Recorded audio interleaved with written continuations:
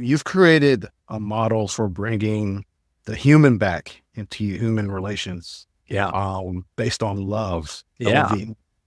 Can you tell us more about that and how it can be incorporated at all Yeah. levels? I'm glad you brought that up because it's really where I'm going next with this whole purposeful growth revolution is I've seen toxic work environments, right?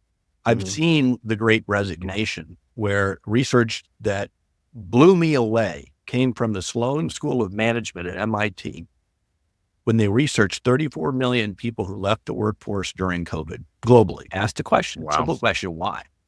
The number one most given answer by 10 times greater than the second most given answer. COVID gave us all a bit of a timeout to reflect deeply on not only what, but who matters most in our lives. So whether you got COVID yourself, maybe a family member was hospitalized, or God forbid, someone you know died. I do. And I know that it gave me pause to reflect on my mortality and say, what am I going to stand for? What boundaries am I going to set going forward? Because I don't want to just go back to the same status quo. I want to do something different. I want my life to have more meaning. And so now we're seeing research, and specifically among millennials and Gen Z, according to Deloitte, who just published a study this in the summer, saying nearly 90% of them want purpose at work. And so this really fueled my idea for what can we do to put the human back in human resources? I say, all we need is love. And people look at me funny. And I'm like, no, not the kind of love that's going to get you a quick call from HR and escort by security. Not what I'm talking. The Greeks have 8 different definitions for love.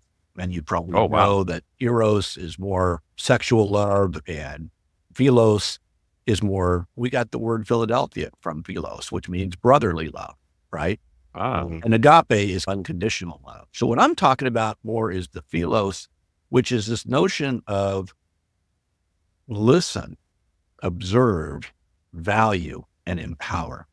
So I broke down love, just like I broke down Leith, into a 4-circle Venn diagram.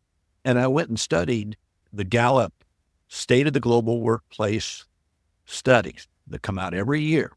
And in the last several years, they're touting the fact that engagement is at historically low levels.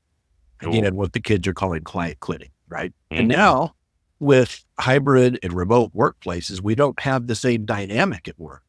And so it's easier for someone to check out for a while. And so the goal is, why would they want to? According to Gallup's millions and millions of responses, again, all over the world, it comes down to some pretty basic humanistic traits and situations.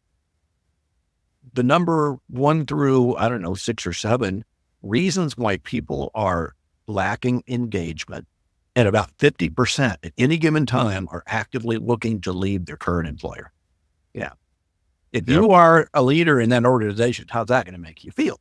And if you realize the cost that goes into not only the cost of having to replace somebody through recruiting and hiring, training and recognition, reward, and retaining and all that, but what about the lost productivity cost? Gallup suggests that nearly $9 trillion with a T dollars in gross domestic product globally is unrealized because of lack of engagement.